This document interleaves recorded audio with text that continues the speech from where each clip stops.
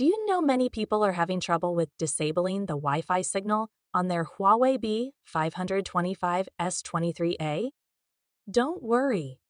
In this video, we'll show you how you do this. Let's start. Step 1. Access router settings. Access the router's settings by entering its IP address in your web browser. Step 2. Log in. Log in using your router's username and password. Step 3. Go to Wi-Fi settings. Go to the Wi-Fi settings section in the configuration interface. Step 4. Find Disable option. Find the option to disable the Wi-Fi signal. Step 5. Turn off Wi-Fi. Turn off the wireless network to stop the Wi-Fi signal. Step 6. Connect via Ethernet. Connect your devices using Ethernet cables for a wired connection. By following these steps, you should now be able to disable the Wi-Fi signal and exclusively use a wired connection on your Huawei B525s-23a router.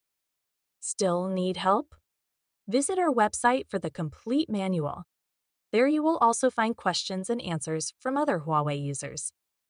Did you find this video helpful? By subscribing, you help us continue to answer users' questions. So, subscribe to our channel. Thanks for watching, and see you in the next video.